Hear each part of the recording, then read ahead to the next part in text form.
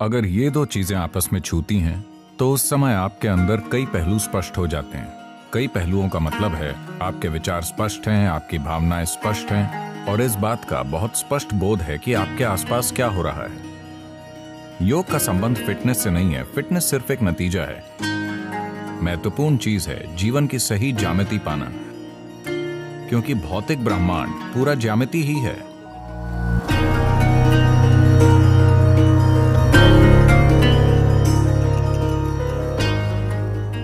ऐसा क्यों है कि आप जहाँ भी जाते हैं, उपदेश देने के लिए या किसी विषय पर बात करने के लिए, आप एक खास मुद्रा में बैठते हैं?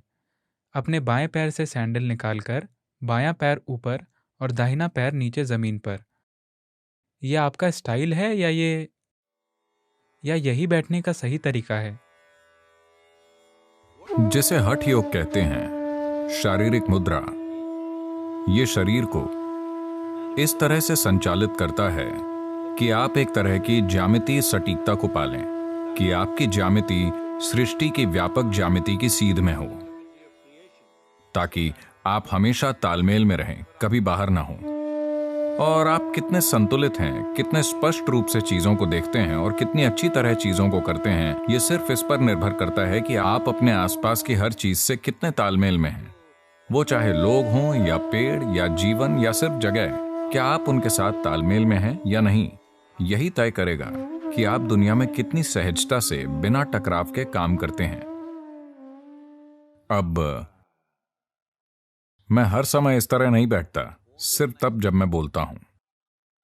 मैं कैसे बैठा हूं अगर मुझे समझाना हो तो इसके कई पहलू हैं। एक सरल पहलू है कि बाईं एड़ी पर एक स्थान होता है जिसे आजकल मेडिकल साइंस अकीलीज कहता है। आपने अकीलीज के बारे में सुना है? आपने उस आदमी के बारे में सुना है, अकीलीज? आपने वो मूवी देखी है? आपने वो मूवी नहीं देखी, ट्रॉय? आपने नहीं देखी? अरे मासूम लड़का। तो आप अपने अकीलीज को वहां रखते हैं जिसे आपके शरीर में मूलाधार या गुदाद्वार कहते हैं। अगर ये दोनों चीजें आपस में छूती हैं तो उस दौरान आपके अंदर कई पहलू स्पष्ट हो जाते हैं। कई पहलुओं का मतलब है कि आपके विचार स्पष्ट हैं, आपकी भावनाएं स्पष्ट हैं और इस बात का बहुत स्पष्ट बोध है कि आपके आसपास क्या हो रहा है। आपने सुना है कि अकीलीज मारा गया था क्योंकि उसकी एड़ी में एक तीर लगा था। आप नहीं मानते कि अगर कोई आपकी एड़ी को चोट पहुंचाए तो आप मर जाएंगे, है कि नहीं? लेकिन अकीलीज उसी तरह मरा। और भारत में एक और इंसान है जिसकी मौत उस तरह से हुई, उससे बहुत पहले। कल उसका जन्मदिन था, कृष्ण जन्माष्टमी। उनकी मौत भी इसी तरह हुई। इसका मतलब आपको यह बताना है कि उन्हें बहुत दक्षता से मारा गया था। बस आपका गला काटकर या सिर फोड़कर नहीं, बल्कि बस अकीलीज पर निशाना लगाकर, इसलिए उन्हें मरना पड़ा। तो शरीर में एक सिस्टम, एक ऊर्जा प्रणाली होती है। अगर अकीलीज का वो स्थान आपके मूलाधार को छूता है जब आप इस तरह बैठते हैं तो एक संतुलन आता है जिससे आप किसी का पक्ष नहीं लेते। देखिए, हम सभी के पास अपनी राय, सोच, विचारधारा, चीजें, जीवन का अपना अनुभव होता है। जीवन के आपके अपने अनुभव और जो छाप आपके मन पर पड़ी है वो उस हर चीज पर असर डालती है जो आप देखते हैं। आप इस व्यक्ति को पसंद करते हैं, आप इस व्यक्ति को पसंद नहीं करते, आप उस व्यक्ति से प्यार करते हैं, आप इस व्यक्ति से नफरत करते हैं। ये सब इसीलिए है क्योंकि आप लगातार अपनी राय बना रहे हैं। लेकिन अगर आप वाकई जीवन को जानना चाहते हैं तो सबसे महत्वपूर्ण चीज है कि आप कोई राय न रखें।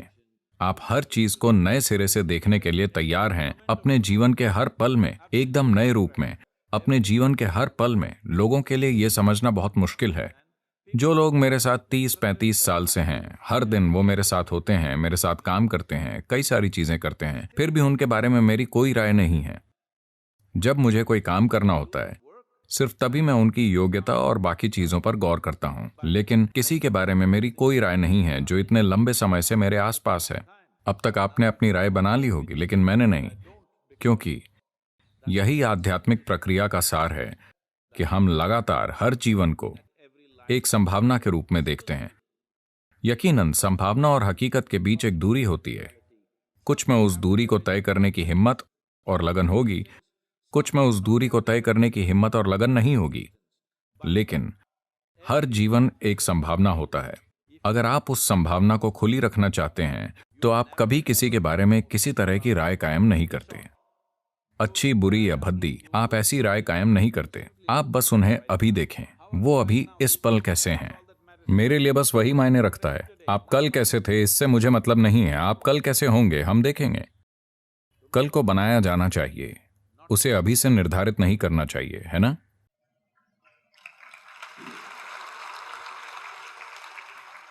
शरीर की एक खास ज्यामिति होती है। अगर आप शरीर की ज्यामिति को अच्छी तरह मैनेज करते हैं तो मैं आपको बता रहा हूं, अभी लोग, पश्चिमी संस्कृतियां ये प्रचार कर रही हैं कि योग एक दूसरी स्ट्रेचिंग एक्सरसाइज है। उसके बजाय आप पिलाटेस कर सकते हैं, उसके बदले आप बॉक्सिंग कर सकते हैं, उसके बजाय आप टेनिस खेल सकते हैं।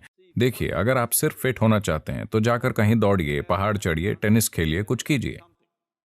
योग का संबंध फिटनेस से नहीं है। फिटनेस उसका सिर्फ एक नतीजा है। महत्वपूर्ण चीज है जीवन की सही ज्यामिति पाना, क्योंकि भौतिक ब्रह्मांड पूरा ज्यामिति ही है।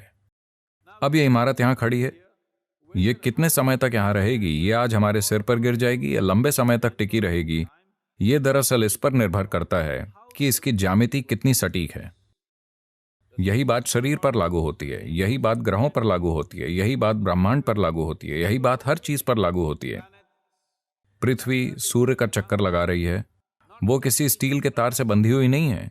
ये बस ज्यामिति की सटीकता है ना? थोड़ा भी ज्यामिति से अलग अगर ऐसा हो तो ये हमेशा के लिए गायब। और यही आपके लिए भी सच है। अगर आप अपनी मूलभूत ज्यामिति से दूर जाते हैं तो आप खत्म। It's very important at an early age you do the right things to bring a right sense of geometry. ये बहुत महत्वपूर्ण है कि कम उम्र से ही आप सही ज्यामिति लाने के लिए सही चीजें करें, फिर आप जीवन से गुजरने के योग्य बन जाते हैं। जो लोग सोचते हैं कि उनके साथ सिर्फ अच्छी चीजें होनी चाहिए, जाहिर है कि वो जीवन के लिए अयोग्य हैं। क्योंकि अगर आप नहीं चाहते कि मुश्किल स्थितियों से अच्छी तरह खुशी खुशी कैसे गुजरें, फिर आप सभी संभावनाओं से बचेंगे, है ना? आप जीवन की सभी बड़ी संभावनाओं से सिर्फ इसलिए बचेंगे क्योंकि आप थोड़ी सी कठिनाई से बचना चाहते हैं। जब आप ज्यामितीय रूप से तालमेल की एक खास स्थिति में होते हैं, सिर्फ तभी आप किसी भी स्थिति से गुजरने के लिए तैयार रहते हैं, चाहे वो कुछ भी हो।